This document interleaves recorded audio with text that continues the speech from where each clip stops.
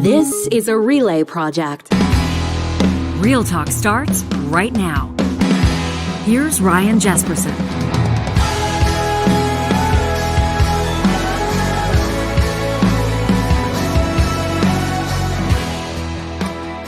Well, a good Wednesday to you on this November 9th. Jesperson with Hicks. A Wednesday edition of the show. In just a second, literally just a few seconds from now, we're going to go to Sharm el-Sheikh, Egypt. COP27 underway, and Tzeporah Berman's going to join us. She's got a window in her schedule, I assume, before evening festivities there, whatever she's got going. And so we're going to get to that, and then we'll circle back to talk election results. But obviously today, in our neck of the woods, in our home province of Alberta, people are digesting last night's by-election results in Brooks, Medicine Hat. Long story short, Alberta Premier Danielle Smith has her seat in the legislature with a win in that by-election. But there are some interesting storylines here. Some will say, well, this isn't a story. Some will say this is a huge story. What was the margin of victory? How does her vote percentage stack up to the previous candidate's win, Michaela Fry, in that riding in 2019? What about the second place finisher? Not Barry Morishita, the former mayor in that town of Brooks, beautiful Brooks, Alberta. Of course, Barry Morishita had a big thing going. People were hoping to see a lot of momentum there for the Alberta Party. Well, the leader of the party finishing third. It was the NDP candidate, Gwendolyn Dirk, that finished second there. What do we read into that? We'll get into this today. It's perfect timing for an Alberta Municipalities roundtable. We've got a couple of mayors and a city councillor joining us a little bit later on in the show, about a half an hour from now. We'll talk to Cathy Heron. We're going to talk to Tanya Thorn. She's the mayor of Okotoks. Mayor Heron, of course, out of St. Albert, and Dylan Bressey, a councillor out of Grande Prairie. We'll talk about rural versus urban divides and synergies, and we'll talk politics.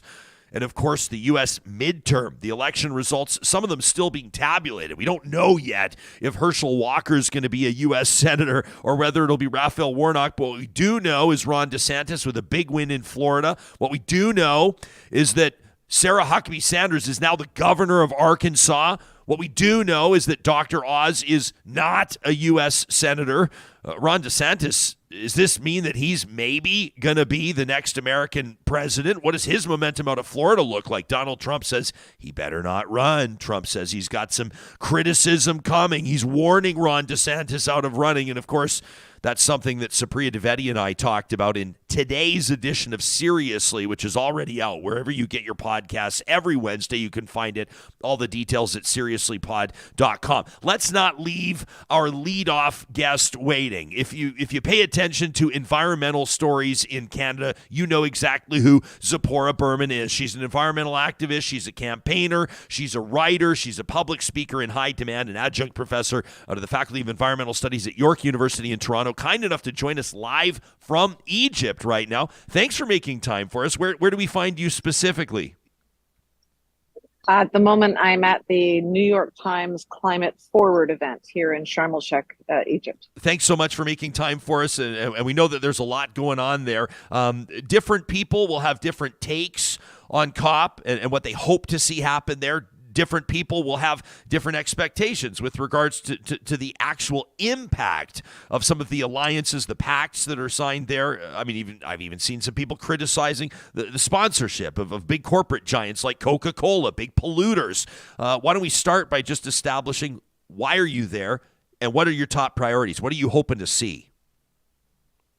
I'm here because this is where the world's governments meet, as well as scientists and experts from around the world, on how to deal with climate change. And when I started coming to these discussions, I guess that was about 15 years ago, we were talking about what would happen if we didn't constrain pollution from fossil fuels. Now it's happening. Fires are sweeping the planet. We have a third of Pakistan underwater as a result of floods this year. We have droughts in the Horn of Africa right now. A person is dying every 36 seconds. So climate change is here now. There is an urgency for the world's governments to come together to address it, and for us to see the systems change necessary to have cleaner and safer energy systems. And we can only do that through international cooperation, because it's not one country's problem. It's what happens in every country affects every person on the planet.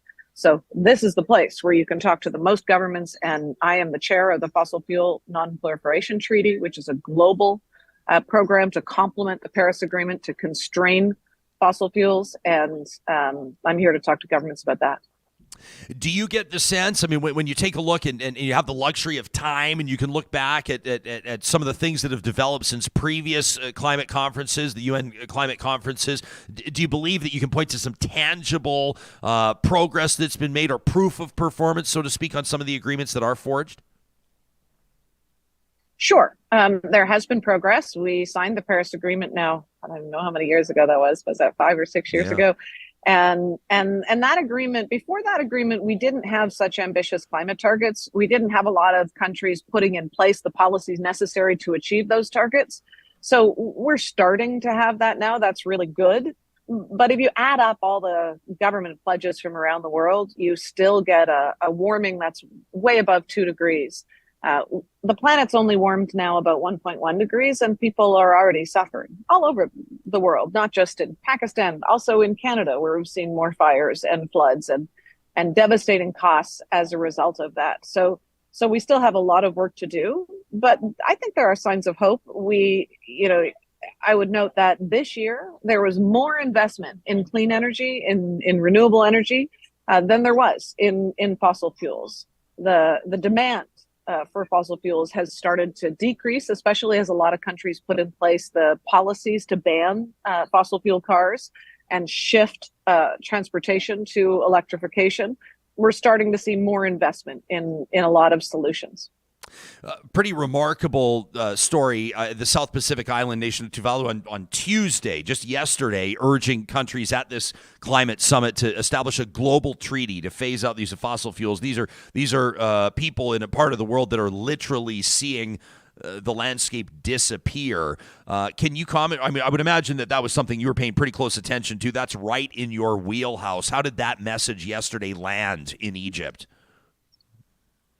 Well, the fossil fuel treaty is something I started after my experience in Alberta, because what I realized is that every country wants to be the last barrel sold.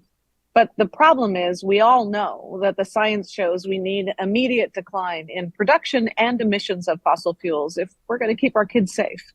And no country wants to do that if another country isn't. And while the Paris Agreement is good, it regulates emissions, who gets to pollute what, but it doesn't regulate production, how much we're producing on the planet and who gets to produce. And so it's a kind of a missing framework in climate policy and in climate negotiations. So 2 years ago, I founded the Fossil Fuel Non-Proliferation Treaty with a group of academics and lawyers and diplomats and from around the world. And Tuvalu yesterday became the first country to put it on the floor of the climate negotiations. Vanuatu, another island nation, became the first country to endorse it at the UN General Assembly in the climate negotiations. Why is this important? Because we need countries to collaborate on who gets to produce what fossil fuels and how much. We need new systems of global governance, and we need them quickly. So we've been studying nuclear non-proliferation and landmines and chemical weapons bans, and realizing that treaties can happen fast when governments start to cooperate on principles of fairness and equity. And for too long, we've been letting the fossil fuel industry and oil and gas companies drive what gets to be produced.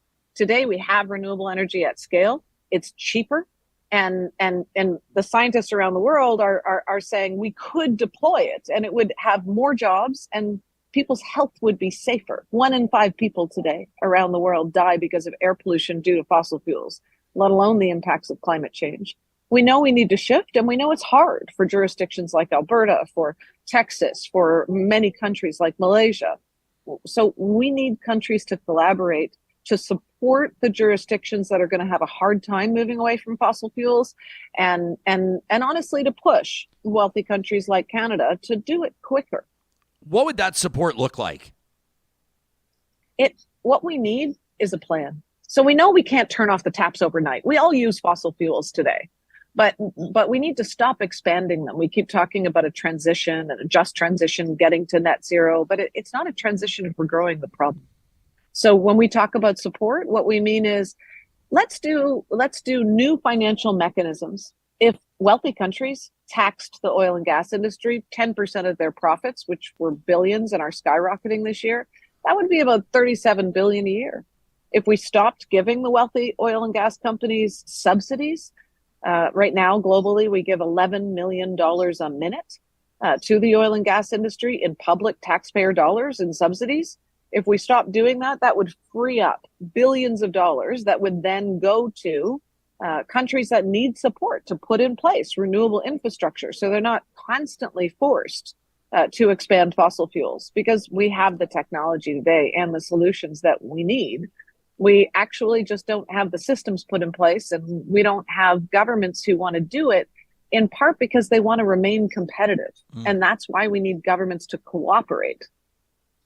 Yeah, I thought it was pretty interesting. A couple of days ago, UN Secretary General Antonio Guterres says, calls on governments essentially to tax what he called the windfall profits of fossil fuel companies, right, and redirect that money to people, global communities that are struggling with rising food and energy costs, to countries that are suffering loss and damage. You've named a couple already, caused by the climate crisis. Of course, the clapback or the objection from big oil or from the fossil fuel industry is always questions about energy security, right? And it's obviously one that'll resonate with people because that's kind of a real life impact that people can forecast. How do you answer that objection? The fossil fuel industry has had about 200 years to provide energy security. They're not working on providing energy to as many people as possible. They're working to create as much profits for themselves as possible. The fact is, renewable energy is decentralized. It's owned by more people, and more people benefit from it. And the news is it doesn't kill us or blow up. And so the fact is that we can now produce renewable energy at scale, and we can provide more people with energy access than we can with fossil fuels. The fossil fuel system is what has gotten us into this mess: polluted air, polluted rivers, our kids with asthma, and now climate change. So we don't need to double down on a system that's not working. We need the energy system of tomorrow, not the energy system of yesterday. You and I have spoken several times, and obviously it was a pretty high-profile scenario when Alberta's then Premier Rachel Notley named you. I think you were co-chair, right, of her oil sands advisory group back in 2016. I was. And that was a move that she was widely criticized for, and you and I had fulsome conversations about that. I'm curious to know, over the last 6 years or so, and in particular with regards to attitudes in Western Canada or attitudes of Canadians across the country, have you seen a shift?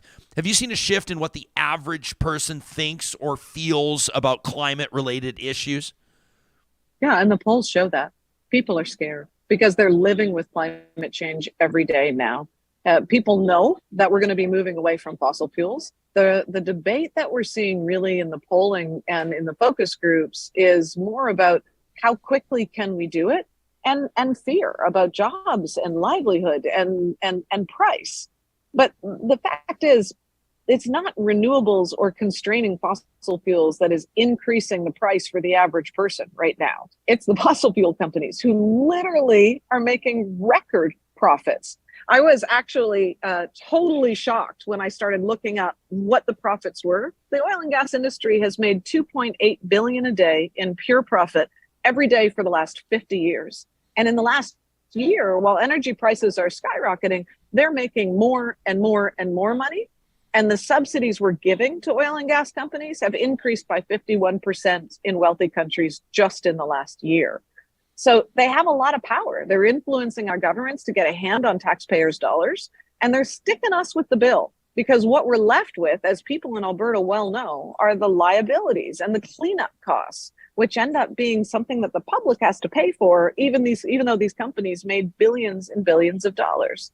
So what the Fossil Fuel Treaty does, and what I'm asking for here at COP, is for countries to put in place a plan, because there will be a transition out of fossil fuels. But if we plan for a managed phase out of fossil fuels, if we actually say, look, production's going to have to decline, and let's estimate how many jobs that is, let's put in place a plan for economic diversification and new jobs, because clean energy has more jobs in it than fossil fuels, then no worker or their family will be left behind. But if we just pretend this isn't happening and we allow another boom and bust, well, then people are going to suffer. An unmanaged decline is a lot harder than a managed decline.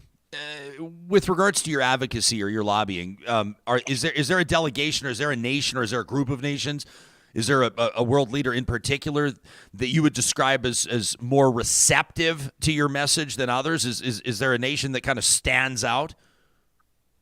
Yeah, there are many. I mean, certainly the Pacific Island nations are showing a lot of leadership because they have on climate for many, many years, because they are literally feeling the impacts of climate change more than most other nations. But I would say I've also seen a lot of countries like Denmark, in Costa Rica and others who have joined the Beyond Oil and Gas Alliance, who are showing a lot of leadership. There's now 12 countries who have joined the alliance, committing to stop expansion of fossil fuels and wind down.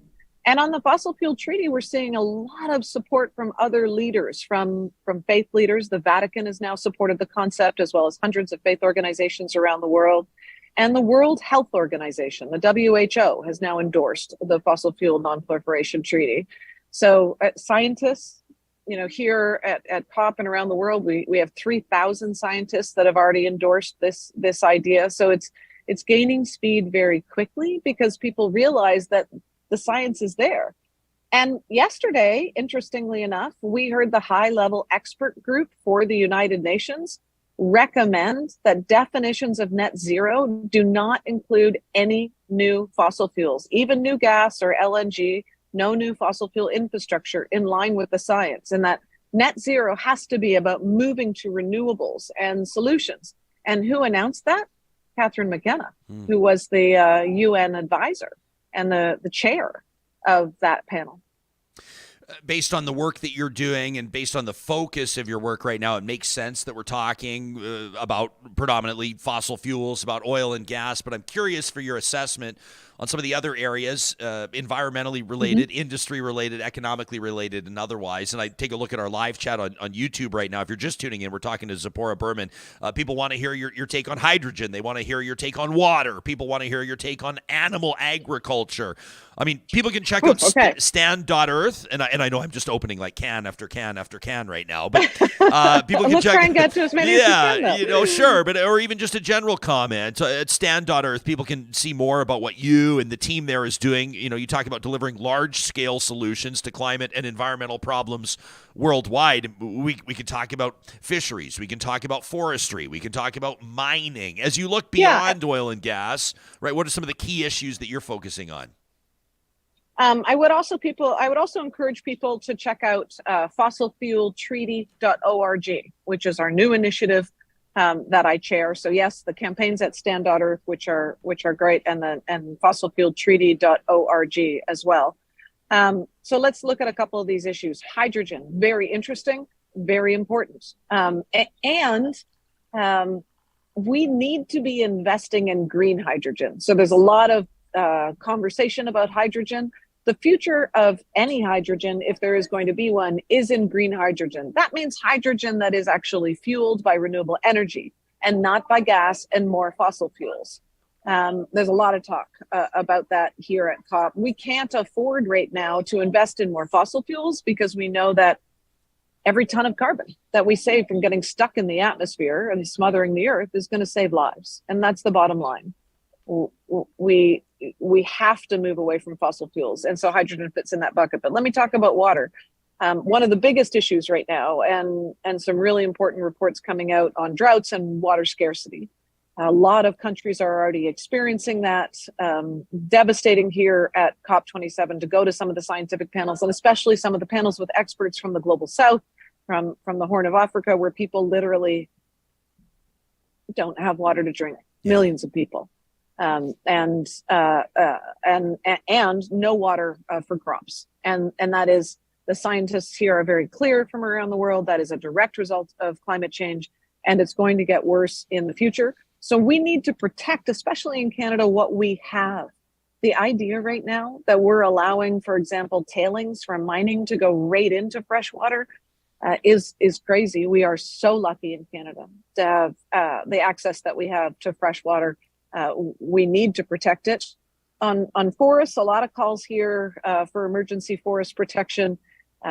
Forests are critical to maintaining ecological stability and ecosystem services. What does that actually mean? It actually means the water we drink and the air we breathe. The fact is that 80% of the world's intact forests are already gone. We have about 20% left, probably less than that now. A lot of that is in Canada. Also, of course, Brazil and Russia. We need to protect what old growth forests and primary forests and intact forests we have left as carbon storehouses and critical to hydrological systems and protecting the world's water. Glad that our country has committed to the 30 by 30 initiative, which is protecting 30% of the forests left on the planet. But it's a bit, I would say, hypocritical because we're still logging at very fast rates in Canada. And we're still logging old growth forests, especially in British Columbia. And that needs to stop.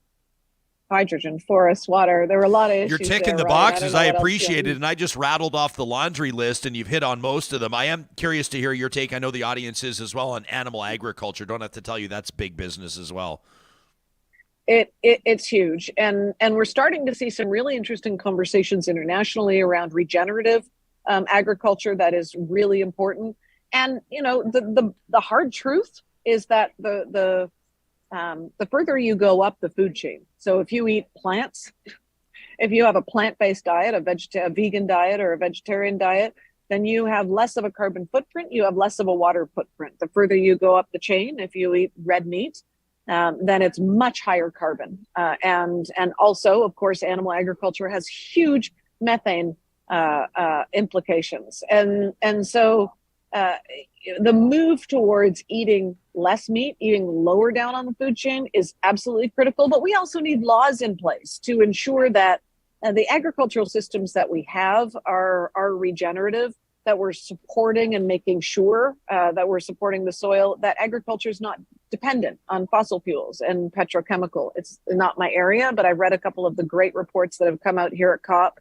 And then I think we're seeing kind of leaps and bounds in those recommendations on how to make agriculture more sustainable. I think in the future, the issues we're going to be facing around food is that it's going to cost more, and it already is, because you have so many areas now of the planet that are either experiencing drought or flood, and that's affecting crops. And so we've already seen a doubling of costs of a lot of staples around the world, rice, flour, etc.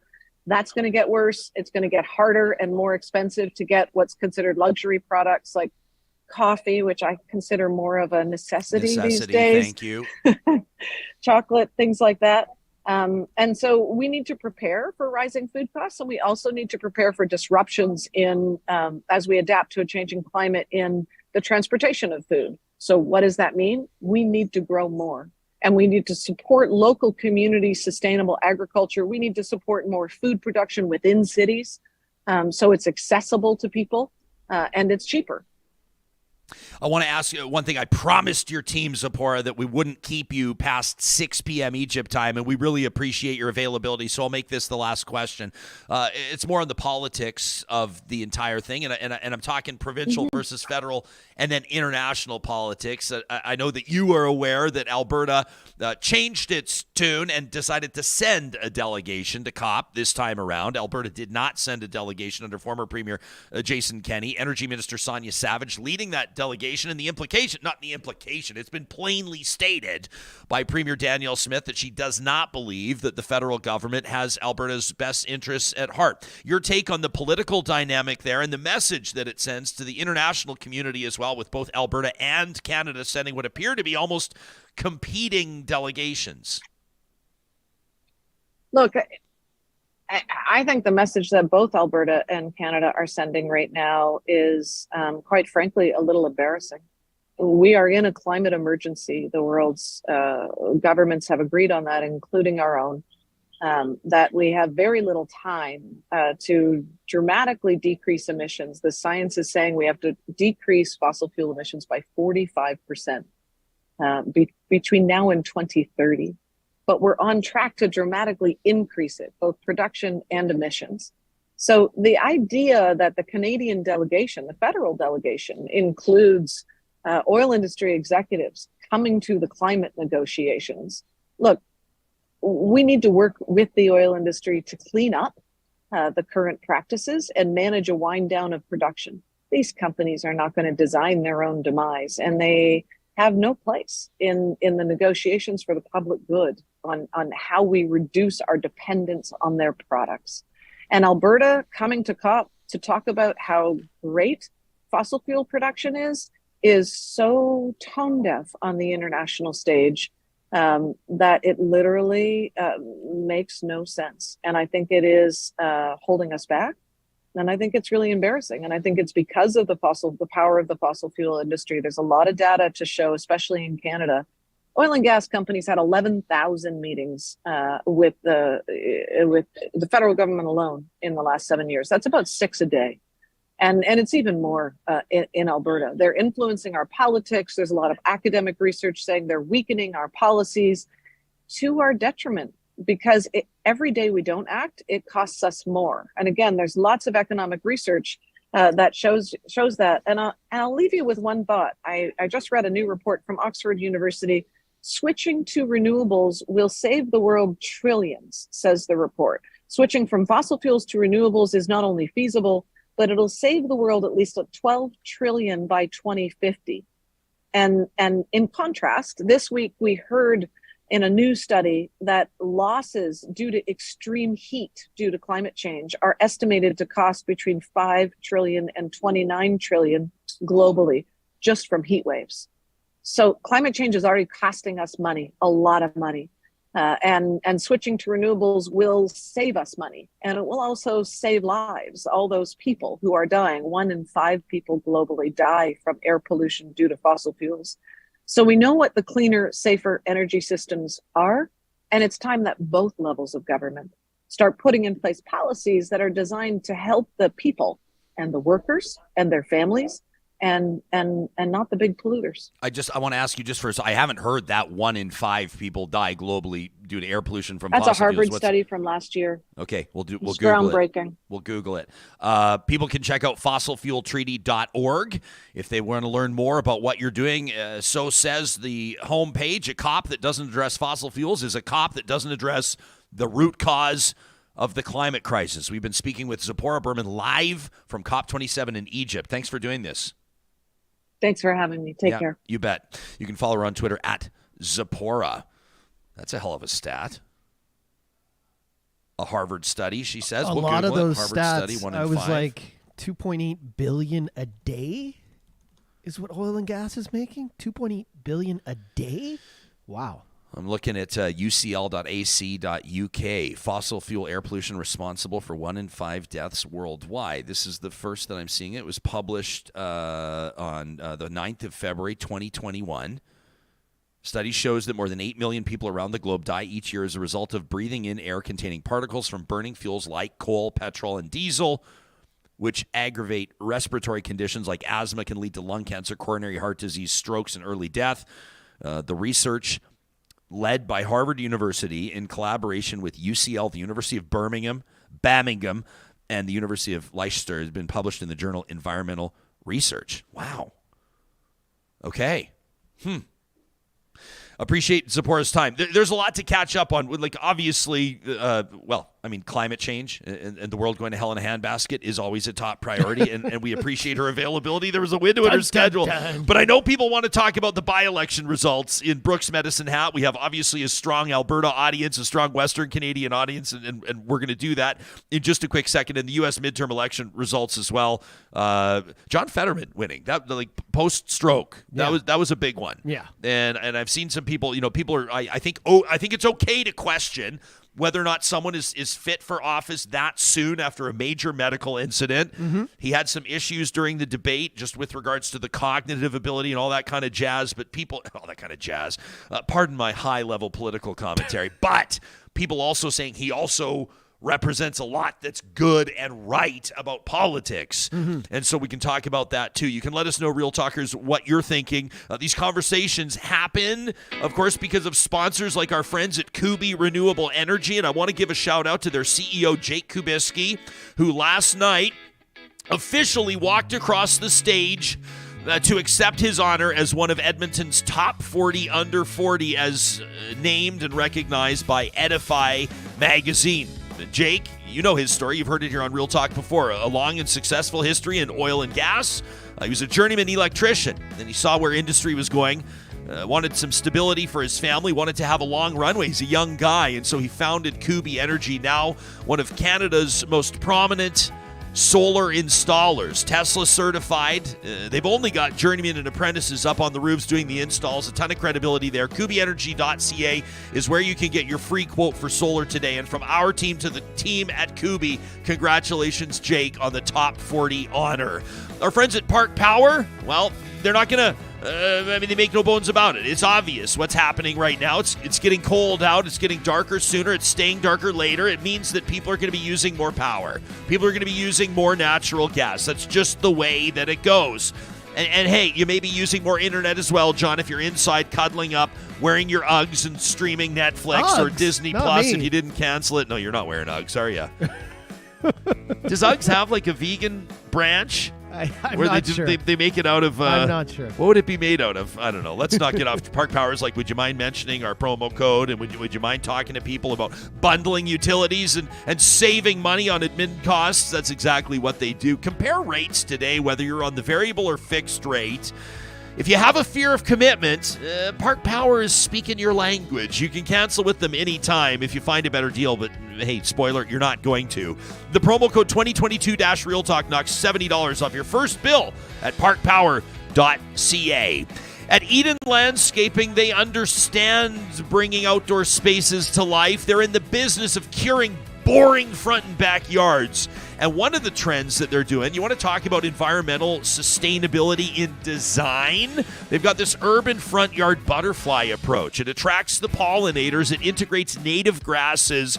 It's where the trends are going, and it's being driven in Alberta by Eden Landscaping. You can check them out online, browse their portfolio, and get the ball rolling so you can break ground in the spring at landscapeedmonton.ca.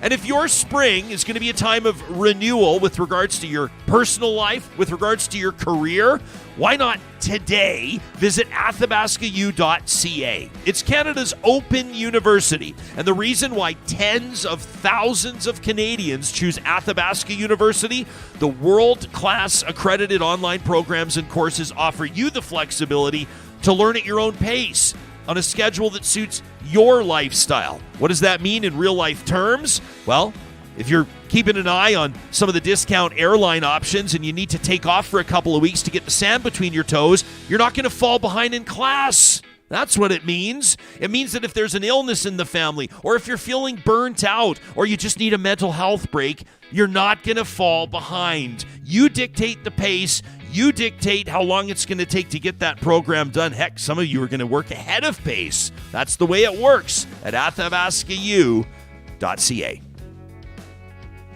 We'll check in with our Alberta Municipalities Roundtable in just a second. Eager to pick their brains on what we saw out of Brooks Medicine Hat last night. For those of you that haven't seen the results, and of course they fluctuate a little bit, whether you saw them at 9 o'clock last night or midnight last night or 6 o'clock this morning. But the gist of it is, the headline reads that Alberta Premier Danielle Smith has her seat in the Alberta Legislature.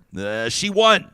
She won by about 30 points. 54.5% is the number that we're looking at, about 54%. Now, people are going to be saying the margin of victory is not what it should have been in a conservative stronghold like Brooks Medicine Hat. People are going to be saying she should have won by more than Michaela Glasgow or Michaela Fry did back in 2019, about 60%. Some people are going to be saying it should have been a blowout. This doesn't represent a mandate. The facts of the matter are she won, and so she's in the legislature, and she's not going to have to run again in another riding. People were looking at Calgary Elbow, which is waiting on a by-election. I know I don't have to tell you that.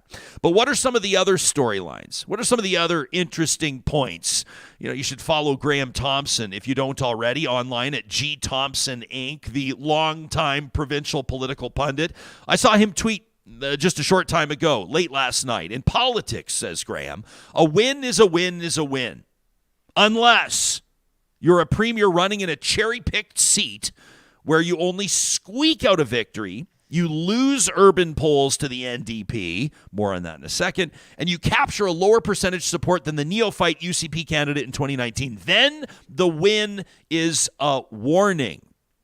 And I think Graham might be onto something there. The warning element of it. The city of Medicine Hat essentially voted for the NDP. I saw about 17 out of 26 ridings. The NDP won there. This was the candidate Gwendolyn Dirk, you remember? And I was talking about her, and we were talking over the past couple of days on whether or not there should have been an agreement reached between the NDP and the Alberta Party to get Alberta Party leader Barry Morishita into the legislature in his home riding, right? Barry, the former mayor of Brooks, you know that. Well, that's not the way that it worked out. The NDP candidate, Gwendolyn Dirk, with 26% of the vote. Barry Morishita, 10 points lower there at 16%. So what do you read into that? What do you read into that with regards to the future of the NDP in Southern Alberta? You have to assume that behind closed doors, they didn't expect to win. They would have loved to win, and they fought like they campaigned like they were expecting to win. But I would suggest that the election results, the by-election results last night, are probably a big encouragement to the NDP. And, of course, they will run the same candidate in that riding again in May of next year, and we'll see what happens. The Medicine Hat progress there. I mean, what does that say about the folks living in that city? What does that say about what has been perceived as a conservative stronghold? And then if you're Barry Morishita, or if you're an Alberta Party strategist, what do you take from last night's results? I wouldn't count Barry out.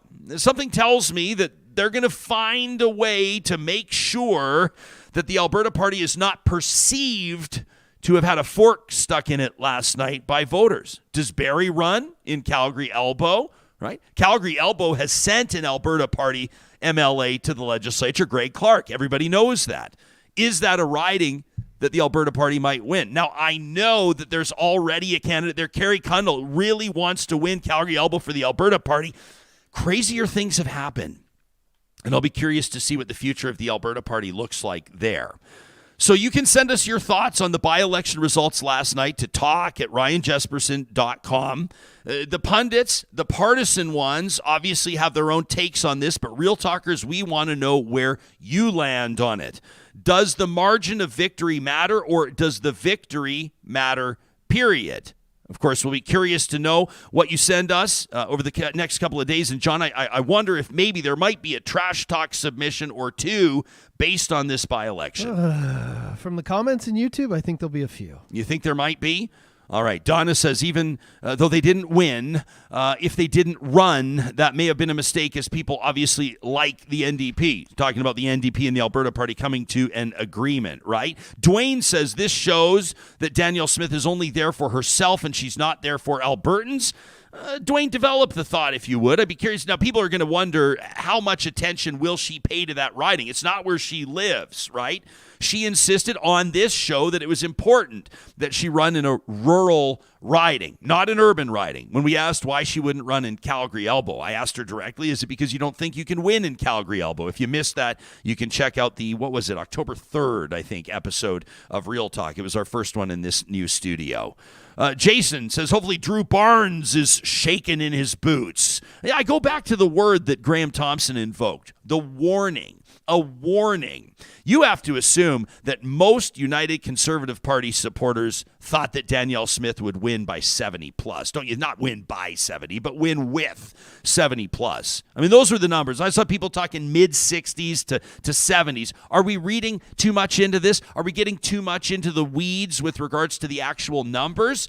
I don't think so. This isn't just a United Conservative Party candidate. This is the leader of the party. This is the premier of Alberta. So expectations are obviously high, right? I asked Dwayne to follow up, and he's doing it in real time. He says, well, why I said that Smith only there for herself, not for Albertans, is because Calgary Elbow still lacks an MLA, right? After the United Conservative Party MLA and Minister Doug Schweitzer resigned. Okay.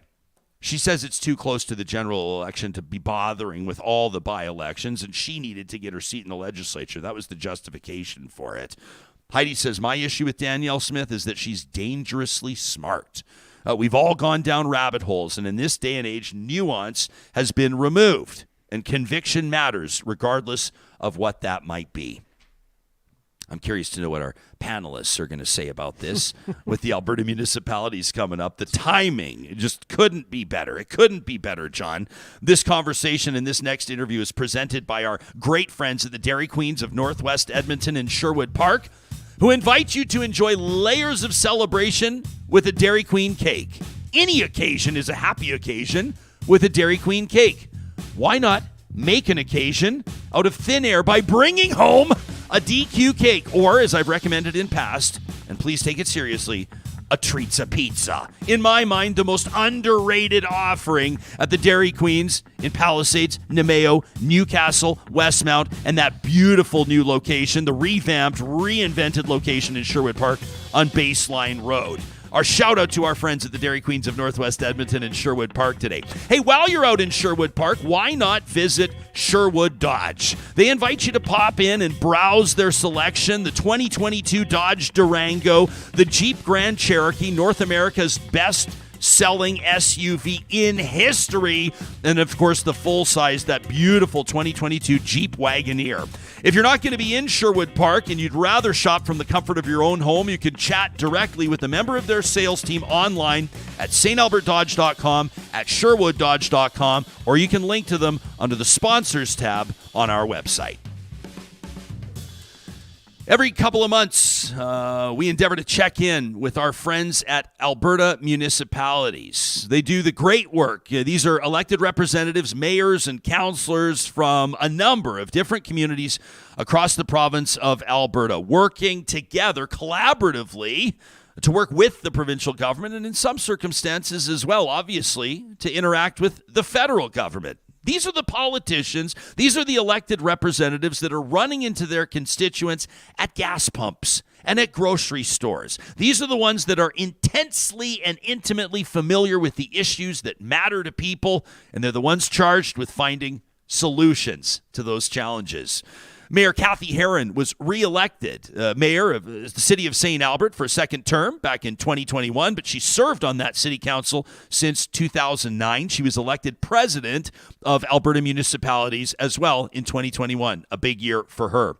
Tanya Thorn was elected the mayor of the town of Okotoks in 2021, following 2 terms on town council as well. When elected, she stated to her constituents that her goal was to strengthen the resiliency of her town and continue to create an exceptional community with opportunity for residents and entrepreneurs.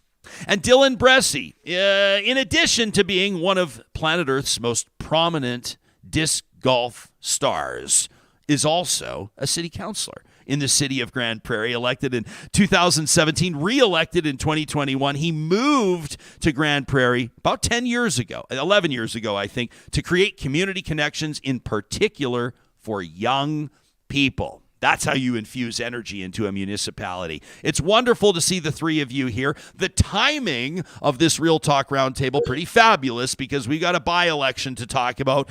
Mayor Heron, you got a big smile on your face because, I don't even know where you're going to hit this from. There's a number of different angles on this. Let me keep the question general out of the gates. What is your key observation from what we saw last night, voters in Brooks Medicine Hat? I'm pretty proud of Barry Morshida. I'll start with that. We were thinking we would be talking today a little bit about the relationship with the provincial government and municipalities, and I hope we do get there. But Barry, being a former mayor and holding my role as president of this association years ago, he understands municipal issues so deeply and cares so deeply about them. I would have loved to have seen him get elected, and I know he will be back, and I know he'll be strong in the future. 16% of the vote was huge for the Alberta Party, so I think he should be very proud of himself this morning. Yeah, the 16% that Barry saw at the polls last night is significantly higher. It's more than triple where the party's been polling with regards to specific polls and political support across the province. So that's obviously got to be a big win. I described him yesterday on the show as an experienced and capable political leader, so we'll see what his future looks like. I guarantee that there's no way he's looking at this and saying, well, I guess we're all finished and done with that. Mayor Thorn, what do you think? What are you taking away from what you saw last night out of Brooks Medicine Hat? For me, actually, I think the bigger issue that I think we need to be worried about as elected officials is voter apathy. Recognize that it is a by-election, typically a low voter turnout to start with. But when you've got a premier running in a riding and voter turnout is lower than most typical by-elections, I think that is a warning sign, to use the words you've used for earlier. it's a warning sign that we're seeing this downward trend in all elections in the province of Alberta of lower voter turnout. And apathy, to me, is the demise of democracy. The more voter apathy we have is the greater risk we have to democracy. And I think that is a warning signal that we as Albertans and residents here need to really think about, and how do we engage that voter to get re-engaged in politics and show up and participate with that privilege of voting. Yeah, number I saw, just under 37% eligible voter turnout, which is, I mean, 1 in 3. It blows my mind. It blows my mind. I'm still the optimist. I'm still the one that's like hoping to see 85% voter turnout in an election. But I don't know. Johnny just about choked on his coffee when I dropped that number. Councillor Bressey, before we move the conversation on, I'm curious to know. I know that Grande Prairie is a long way, relatively speaking, from Brooks Medicine Hat. But what do you take away from last night's results? Well, for me, I love watching by-elections because this is my local government bias. By-elections focus on local issues more than provincial elections usually do. And there's that old saying of all politics is local, but that's just not the case anymore. And I think if we want to increase that voter turnout, if we want to get more people participating, I think we need to start helping them understand how the decisions they make in elections impact their local communities. So I loved watching that by-election, just see what the folks in Medicine Hat are talking about. I think that's such a great point, and I appreciate you making it. Let's provide some context here. The Alberta Municipalities 2022 convention, relatively recently, it was in late September, so let's call it a month and a half ago.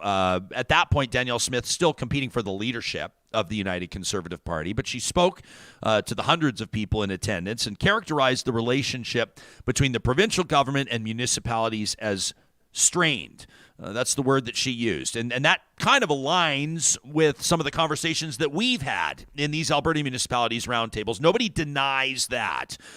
Mayor Heron, you're the president of Alberta Municipalities right now. You're nodding your head. You agree with her assessment, I'm assuming. But now that she's premier, now that she's won her seat in the Alberta Legislature, what does that mean moving forward?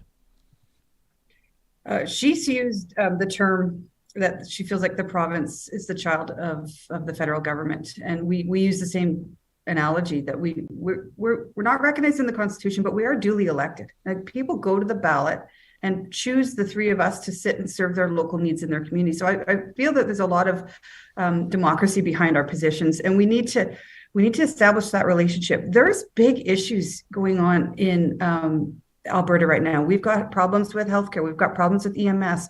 We've got infrastructure problems, education. And not all of those are local issues. Many of them are. But they're not going to be solved by one level of government.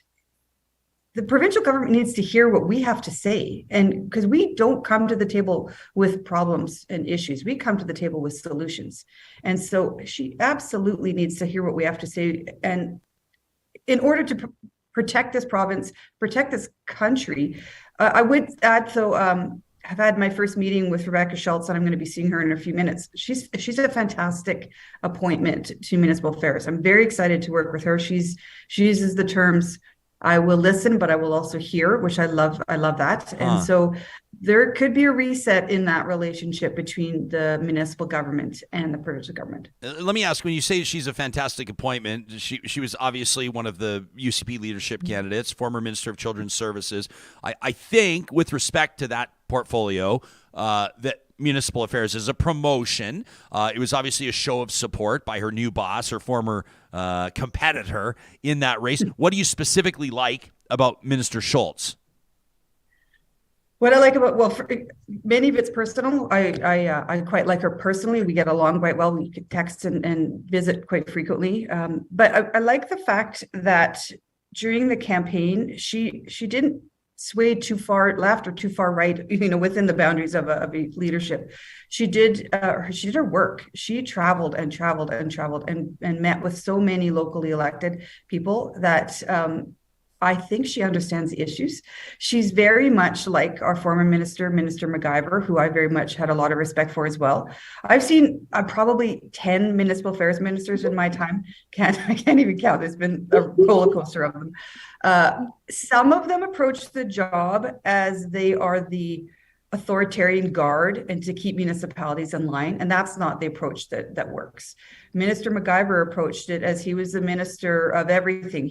We could approach him with infrastructure issues, housing issues, and he would help. And that is exactly what Minister Schultz is promising to do. Mayor Thorn, I know it's not lost on you, it's not lost on me that the conversations about relationships or interactions between municipal governments and the provincial government over the past couple of years have been very tense. I mean, there's been talk about funding that's been either pulled, or how different municipalities are on the hook for costs like policing, or we've talked about centralizing EMS. I mean, there's a lot of conversations that have happened, and very few of them have been positive. But now people are talking about better funding models and more cooperation and more power to the municipalities when it comes to the day-to-day operations of, let's say, a town like Okotoks. What's something specifically that you would be looking for that you think could make a big impact almost immediately? We hear you laughing, Mayor Heron. We can hear you laughing. I know what she's going to say. It's a bit of a loaded question, but I think that at this state in the game, for me, we've had lots of talk. We use lots of buzzwords of we're going to be partners, we're going to, work together. For me, we're at that state now that I just really like to see some action. So show me deliverables on that action.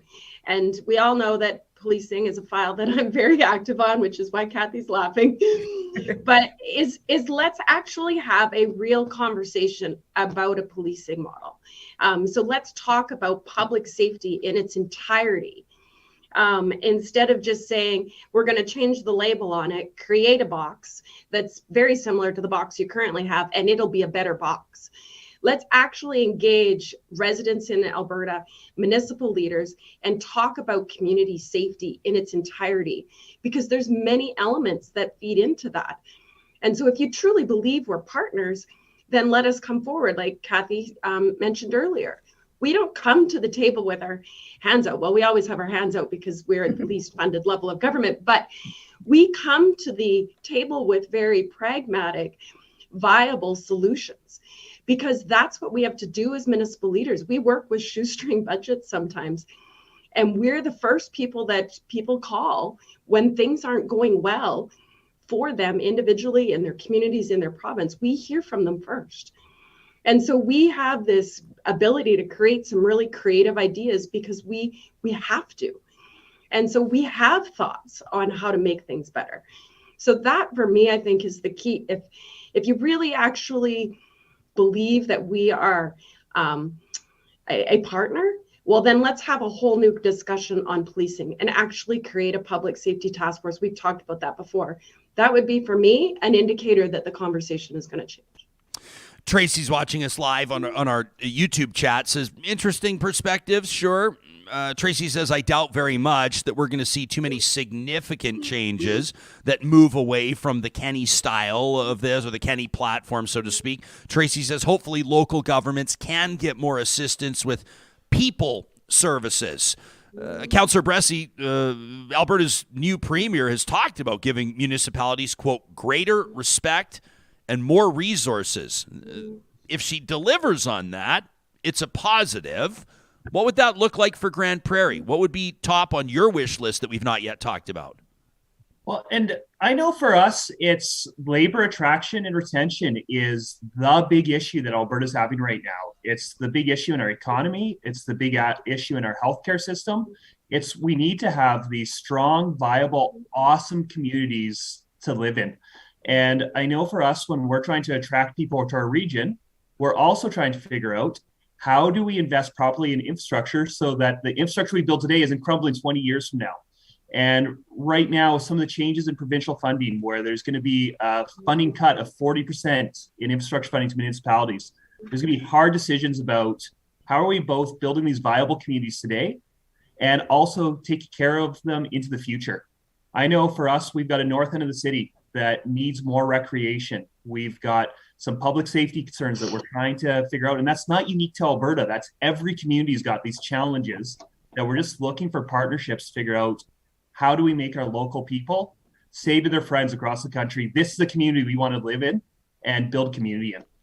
I've been and I've sort of referenced this a couple of times this morning in analyzing, and I mean it's the mandate of a show like this, in analyzing the results of this by-election last night. I've seen a lot of people focusing on what the city of Medicine Hat did versus what the rural communities did and how it all played out in the election results, and we can have bigger conversations about that and zoom way out from that one riding. I mean, that's one of 87 provincial ridings. Let's talk about municipalities. The urban versus rural discussion. Obviously, we're all in this together, and there are urban municipalities and there are rural municipalities represented by Alberta Municipalities. But there are different realities in the rural communities. There are different challenges. There are different benefits. They are different worlds, so to speak. Now, none of the three of you would really qualify as a rural municipality, right? Okotoks, Grande Prairie, St. Albert. But let's talk about the importance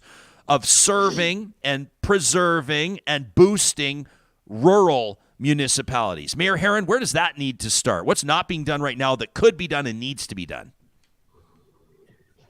First of all, I've got the song "We're All in This Together" in my head right now, so thanks for that. You're quite welcome. Yeah. And you know where I am right now? I'm actually at the Edmonton Convention Center, and I'm at the Rural Municipalities of Alberta Convention. I think our association has always really wanted to work very closely with that association to understand the issues, because we are so intertwined. It's funny that Danielle wanted to run in a rural riding. Medicine Hat is not rural, and neither is Brooks. The Mayor Brooks was the president of our association. So these are urban centers, and the urban centers, whether it's a town of Okotoks of 30,000, Tanya, you're somewhere around there.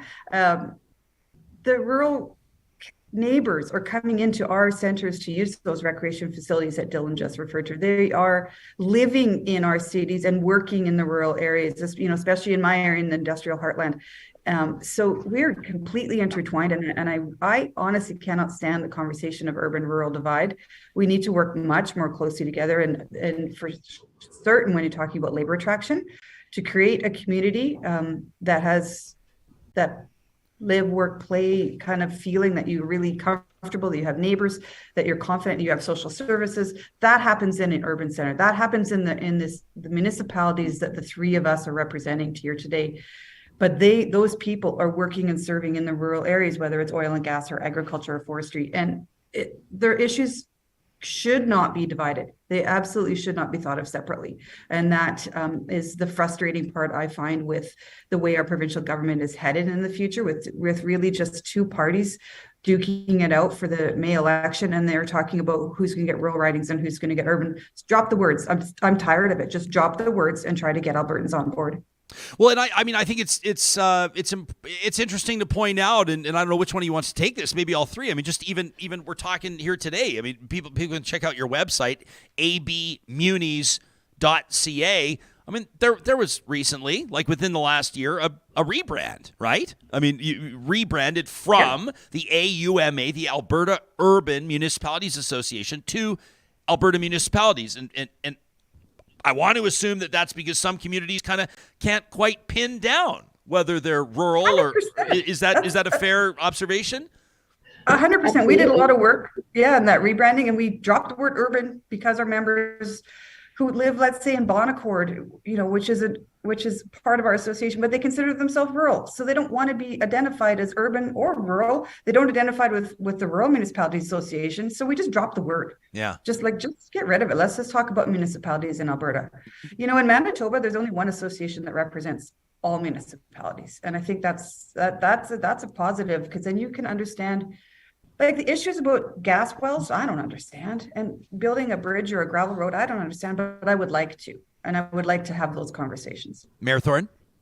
Yeah, and I think that to build on what Cathy has said is that we seem to always want to put labels on everything. So we want to say that I'm, rural or that I'm urban, instead of just saying we're a municipality. And at the end of the day, it doesn't matter whether you represent a municipal district, a town, a city, a village, a summer village, or honestly, the province of Alberta as an MLA or an MP.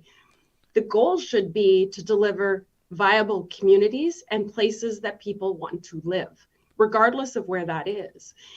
But I think we also need to talk about, where do people live? You know, about 70% of Albertans live in cities.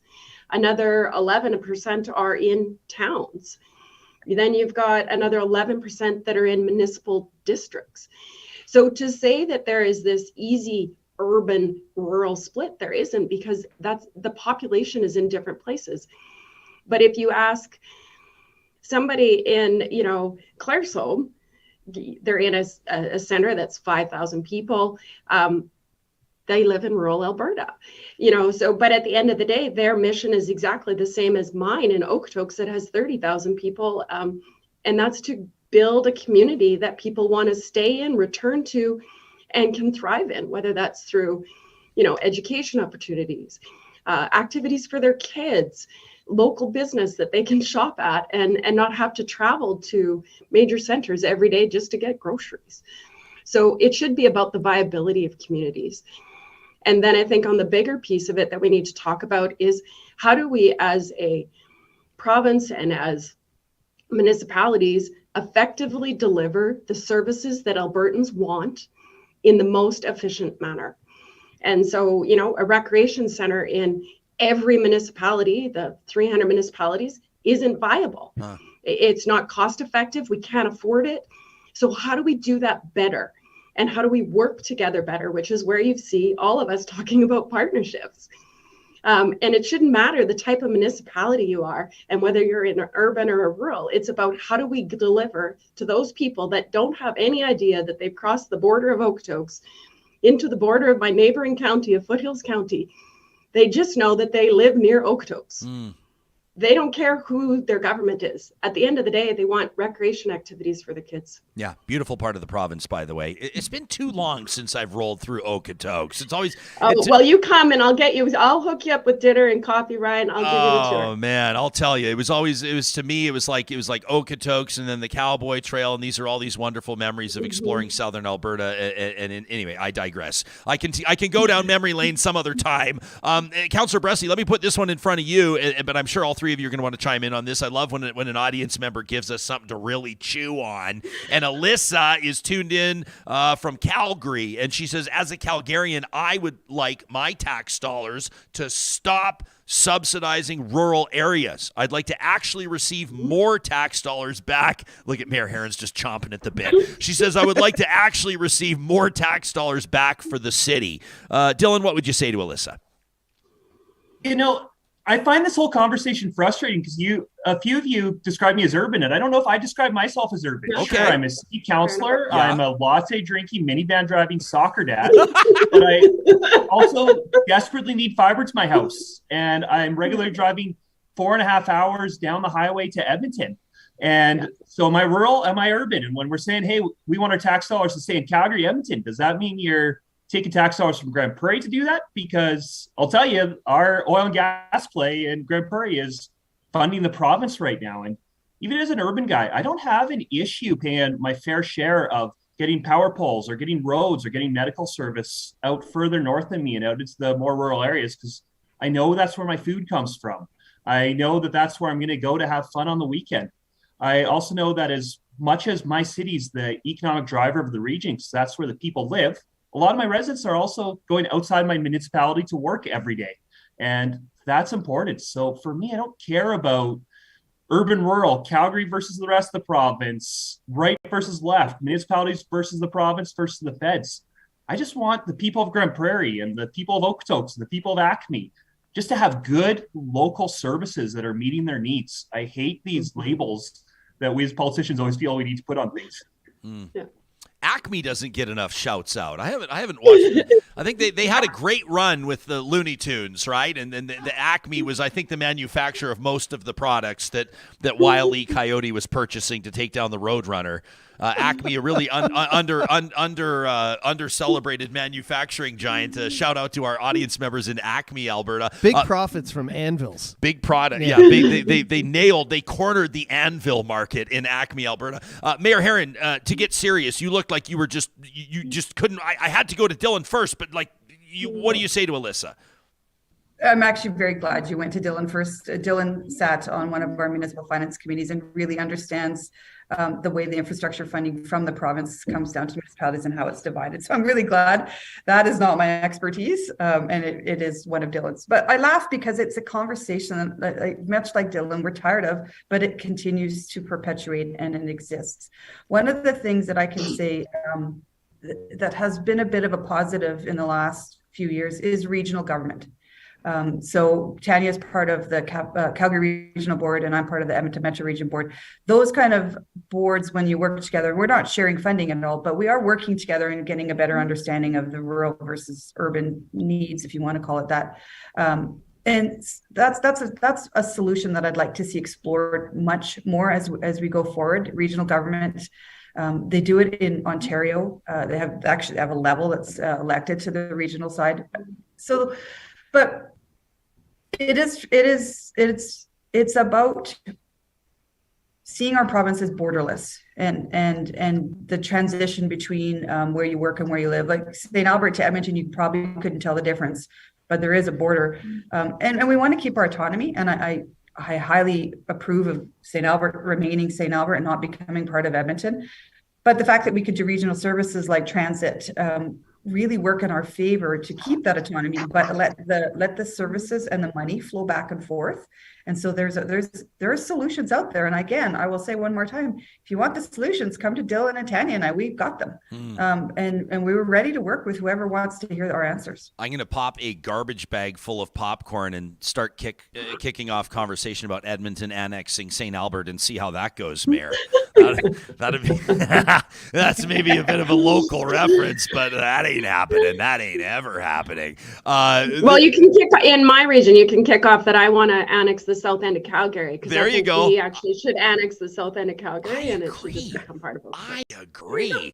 There will always be a spot in this show's lineup for that. Yeah, there's a slight sliver, Ryan, of the north side of Anthony Henday that's actually part of Edmonton, and we tried to annex it, and I was really looking forward to the headline. Yes. Edmonton. Hey, no, but let's get into the weeds for a second. What actually happened with that? I've never heard that. That's amazing.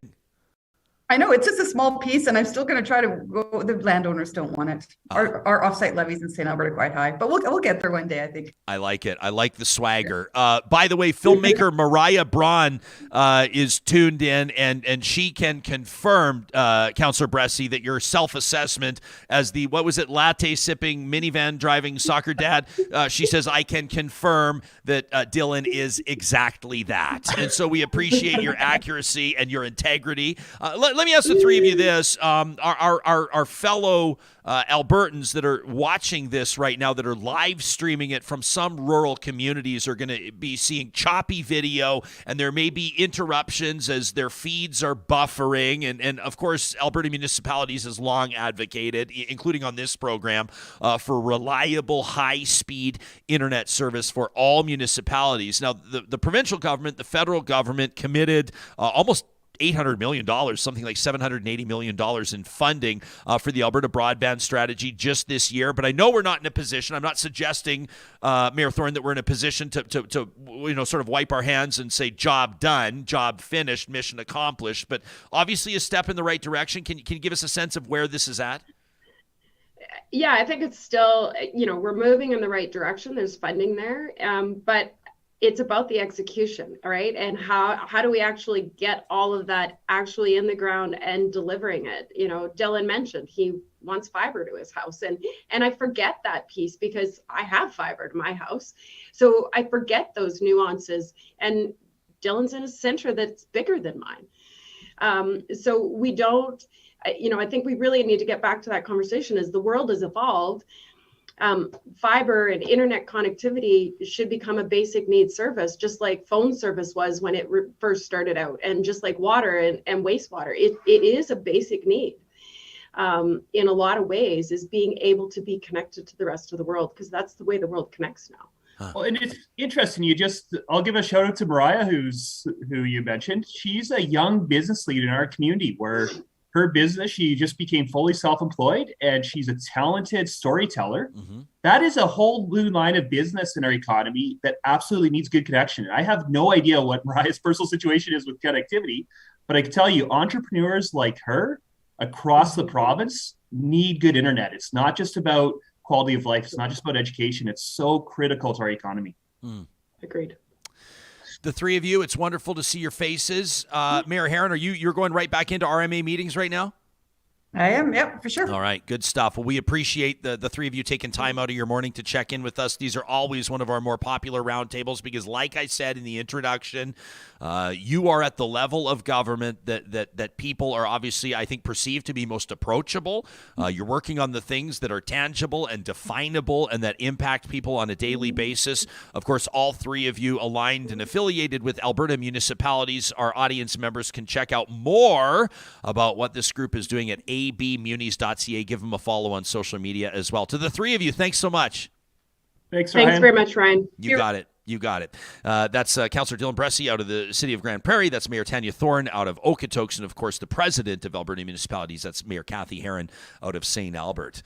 That would be it's sort of like an administrative thing, and most people when they talk about annexation and land use and things like most people don't pay close attention. But I would love to see just sort of from the popcorn element, St. Albert annexing land from Edmonton. That would be amazing. That would be amazing. I love it. I love those roundtables because it's always like it's eye opening for me. Because I grew up in a small town, but these are small communities. How do you describe small? Where you grew up? How many people there approximately? Where was it? Well, it got kind of swallowed up. Yeah, by the GTA. It's just outside of Toronto, and now it's a part of a community called Durham. But when I grew up, it was just Bowmanville. It was very small, and they have the same kind of thoughts on, I guess, kind of what Dylan said. Like, we wanted to keep our money and we wanted to use it for our stuff. But the chat is so fired up right now. I love it. People saying, like, you should get the same percentage of the taxes you're paying as bigger cities. But there's all these problems. Like, the hospital one's a big one for me. Like, if you don't have a hospital an hour or 2 hours or even sometimes 4 hours away in a community of like 5,000 to 7,000 people, don't you deserve one? But like, you know what I mean? And there's compelling points being made, and I appreciate Alyssa, first of all, tuning in, and second of all, kickstarting this and getting the conversation going, and by the way, may I commend the live chat right now for keeping it classy. Very. People are disagreeing, but keeping it classy and making great points. But it's conundrum, Alyssa sort right? of says, people want to know, like, well, why does a community of 7,000 people get a hospital? Why should a community of 7,000 people get a hospital? Asks Alyssa, and then I see a great point back. Like Emma says, well, it's not just those. And first of all, there's no community in any province in Canada that has an enormous 600-bed hospital with full surgical suites and 7 ambulance bays for 7,000 people. That's just not the case. And I understand but there are healthcare facilities, yeah, right? That's what I was going to say. Yeah, like so smaller. Emma says it's not just those 7,000 people using that hospital, right? She says surrounding communities and visitors, use it too. She says, I've required surgery in Banff, and I was so thankful that they had their hospital. People, David makes a great point. I appreciate him tuning in. Says smaller towns, rural communities deserve the same level of services as the big urban areas.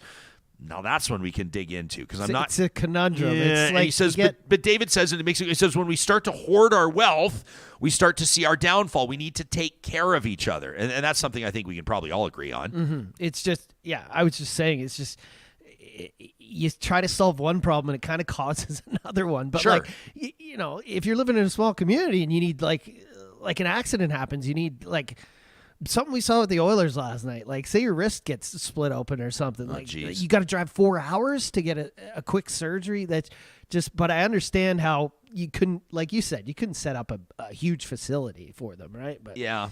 I just, gosh, I mean, it's you have to, like, as a human, we have these bleeding hearts. And then when you start talking about things like finances and mill rates and taxes and obligations, then you have to be a little bit more. Ooh, no politician's going to like me characterizing it. I don't even really mean what I'm about to say, but you have to be a little bit more cold.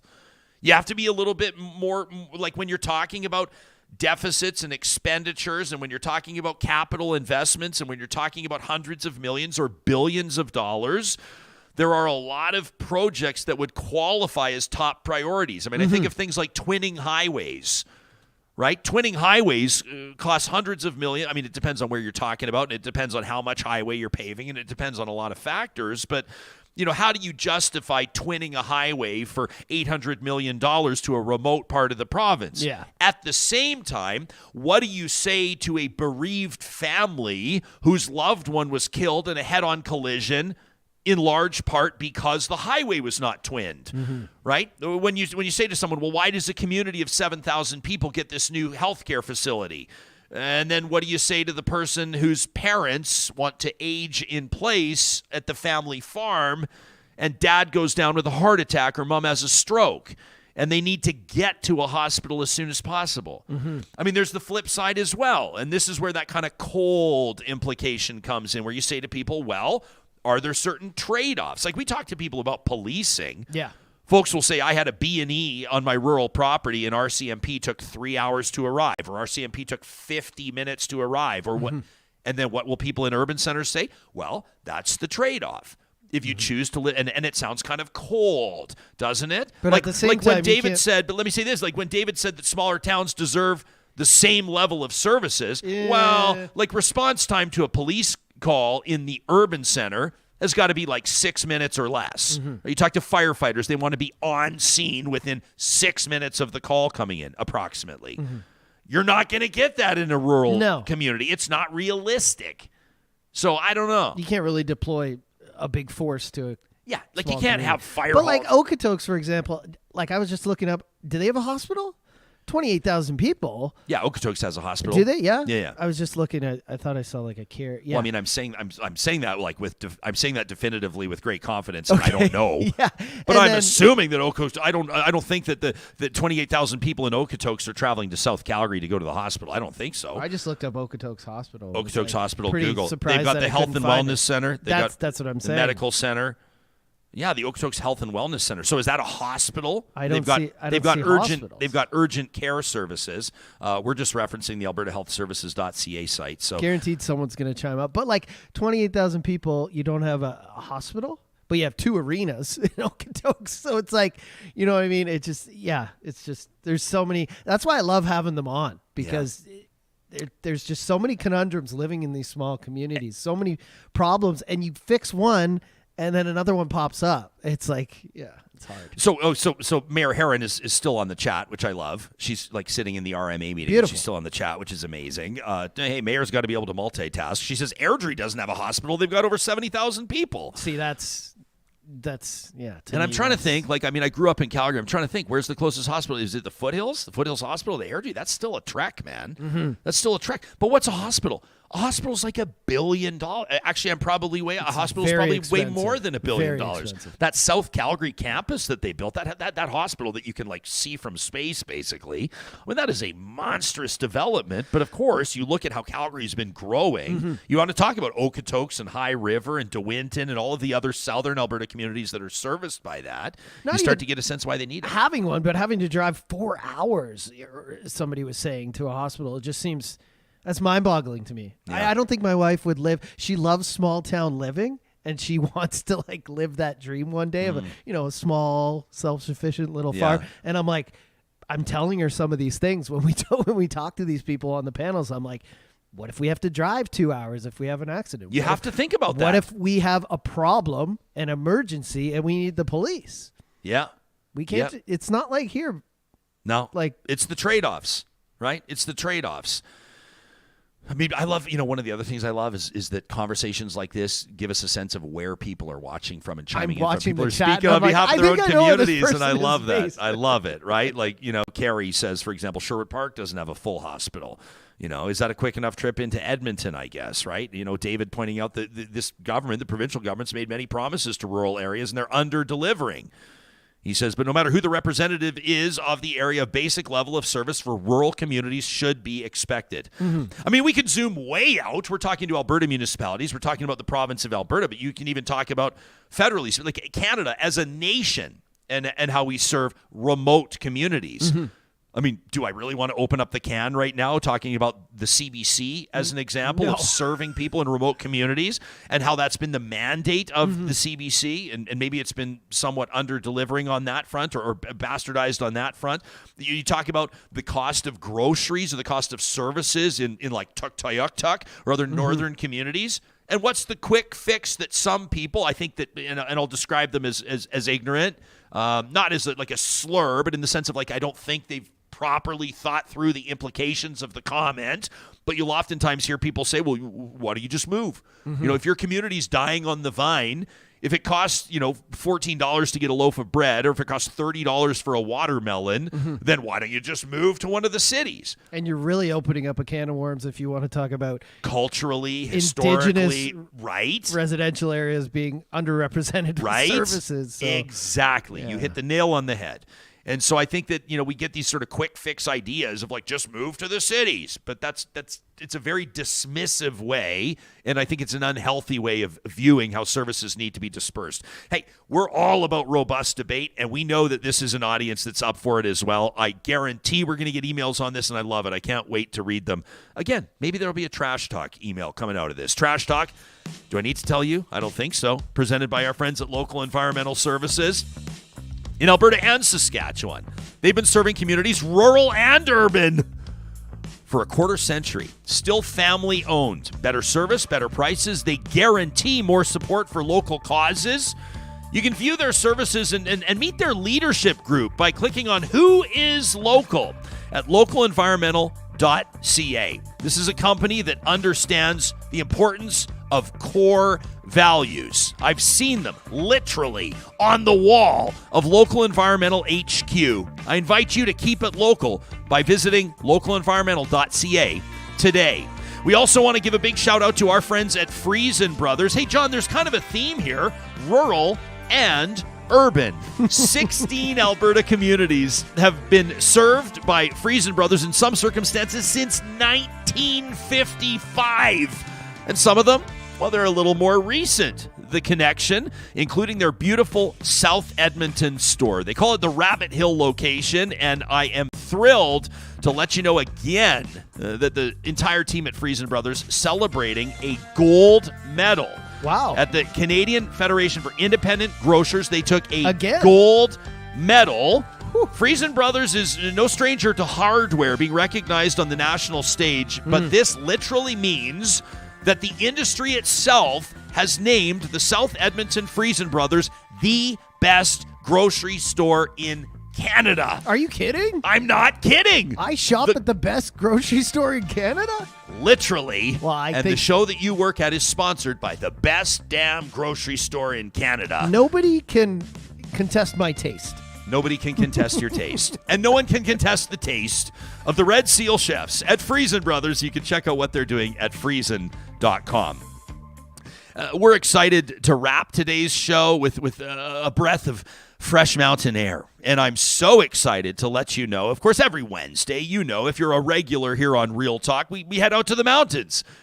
Presented by our friends at Tourism Jasper, it's MyJasper Memories. And today, John, I'm inviting everybody to take their plans for tomorrow and crumple them up and toss them. Why? Because tomorrow is a perfect day to head west or east, depending on where you are. Head to Jasper National Park. Why? Because Marmot Basin opens tomorrow. Yeah. Now, I will describe what it's like to ski or ride Marmot as best I can for those that are listening on the podcast. But this is really one you're going to want to catch on YouTube because these are my photos, John. Oh. I posted this photo here when I was just showing you in response to the people that when it gets colder out, people go hit the beaches and they all post the photos from their lawn chairs with their legs stretched out. But here in Canada. And I thought buckled into a snowboard is where I want to be on a cold day. Maybe with your best pal. This is my best man, Chivers, and this is my best buddy in the world, Wyatt Rudy. 2 different adventures at Marmot Basin, wonderful memories. There's nothing like ripping big turns through the fresh powder that Marmot Basin sees, followed by an après ski celebration for Wyatt Rudy. It was hot chocolate. Oh. And for Dad, it was a cold one. I thought you were going to say the flask that you carry when you're snowboarding. John, we do not condone that type of activity on the mountain at Marmot Basin. Why Marmot, though? We know you've got choices where you're going to ski or snowboard. Well, Marmot has the highest base elevation of all Canadian ski areas. Did you know that? The highest base elevation of all of them. Now, what does that mean? Well, quite frankly, it means that at 1,698 meters, the ski chalet at the base offers absolutely incredible views of the surrounding mountain ranges. Sometimes I just sit there and stare. To say nothing of the panoramic extravaganza that awaits at the upper lift drop-off. They've got the longest high-speed chair, the longest high-speed quad chair in the Canadian Rockies. Of course, their signature lift, the Canadian Rockies Express, travels more than 2 kilometers in under 8 minutes. And it provides centralized access to all the hot spots on the mountain, so it's never been more convenient to get the entire family out and, more importantly, to meet everybody for lunch. And, of course, it's conveniently laid out to minimize walking time to and from your car. I love that. You know, some of these ski hills you go to, you're parking like a kilometer away, and people are walking in ski boots, and you're trying to carry everything, and it's a nightmare. Not at Marmot. The tiered parking lots mean you can practically ski right to your car.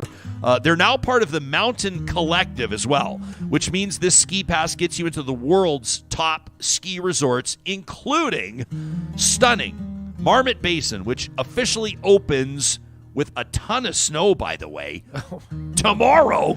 That's Thursday, November 10th, and I can't wait to see you, Real Talkers, out on the hill. Yeah. You can learn more at jasper.travel and, of course, visit Marmot Basin online. And when you're out there in the lift line, you let them know you're there because you heard about it on Real Talk.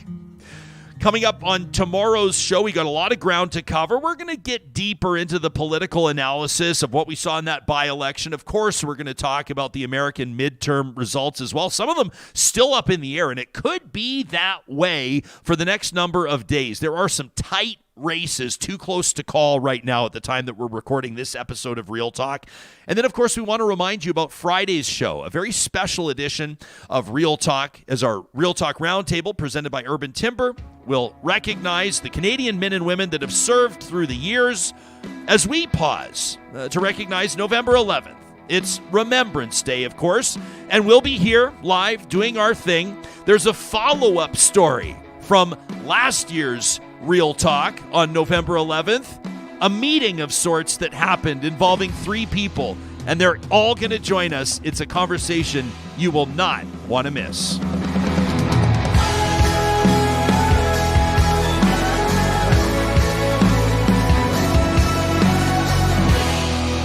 Real Talk is hosted by Ryan Jesperson, executive producer Josh Dunford, technical producer John Hicks, general manager Katie Cook-Chivers, account coordinator Lawrence Derlego, human resources Lena Shepard, website design Mike Johnston, voiceover by me, Carrie Skelton. Real Talk's editorial board is Supriya Dwivedi, Ahmed Ali, Brandy Morin, Ann Castleman, Corey Hogan, Harmon Candola, Catherine O'Neill, and Chris Henderson. Member Emerita, Julie Rohr. Real Talk is recorded in Edmonton, Alberta on Treaty 6 territory, the traditional and ancestral territory of the Cree, Dene, Blackfoot, Saulteaux, and Nakota Sioux, home to the Métis settlements and the Métis Nation of Alberta. Real Talk is a relay project. For more, check out ryanjasperson.com.